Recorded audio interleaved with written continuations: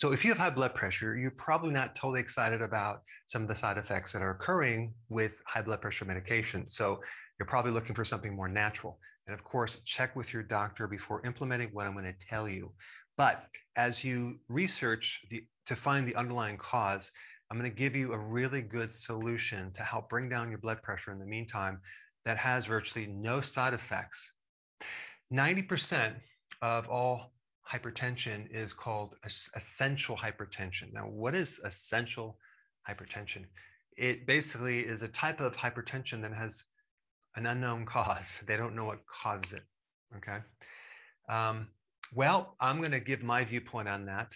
Most people with high blood pressure, okay, either have a potassium deficiency, which will cause high blood pressure very fast, or they're low in vitamin D, okay?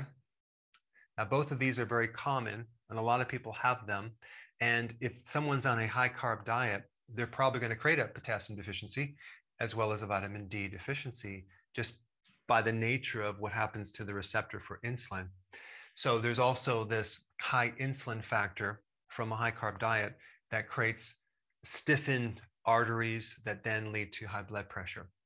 You can also get high blood pressure from stress and high levels of cortisol as well, but I'm just talking about the main things that cause high blood pressure. If you're low in potassium, your arteries get stiff. So potassium helps to make your arteries nice and supple and flexible and elastic.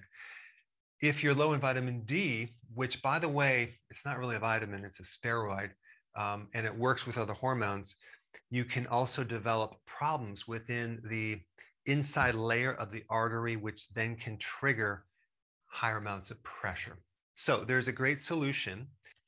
When I say drink 1 cup, I'm really saying drink a very large cup, okay? Because this recipe of things I'm going to tell you about exceed just 1 little cup. But here's what I'm going to recommend to put in this cup. And you're going to first blend everything except this right here, flaxseed. You'll grind it, and you'll just take 2 teaspoons and you'll grind flaxseed. Now, why flaxseed? Flaxseed has compounds that give very potent hypertensive properties. So it helps to lower blood pressure. Plus, it's very high in something called ALA. This is a precursor to EPA and DHA, which are the omega-3 fatty acids. So it can help restore artery function, okay? So we're going to grind 2 teaspoons of flaxseed, put it in the blender. Number 2, celery. Celery has something in it called phthalates, okay? And this compound not only helps you lower blood pressure, but it also helps you sleep. So if you get some organic celery, take 2 stalks, maybe cut it up a little bit, stick it in that blender. All right, number 3, avocado. Why? Avocado is a food that has a huge amount of potassium. And so we want to somehow spike the potassium in this drink.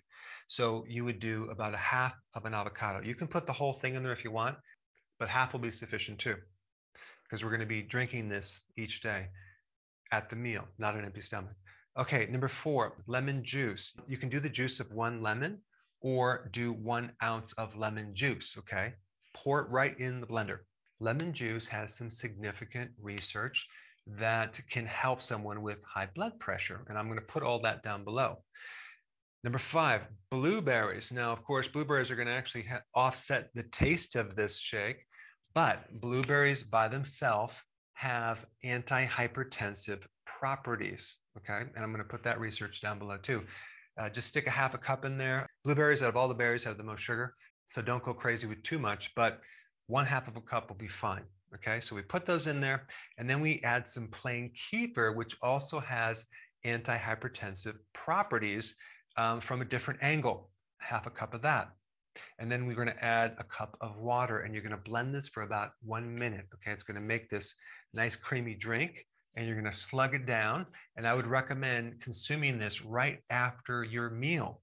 The combination of all these 6 things will definitely bring that blood pressure down real nicely without the side effects. As you start getting your diet under control and you fix your insulin resistance to the point where you don't need any help because it's normalized. Now, if you haven't seen my other video on the tea that you can drink to lower your blood pressure, I'm going to put that up right here. check it out.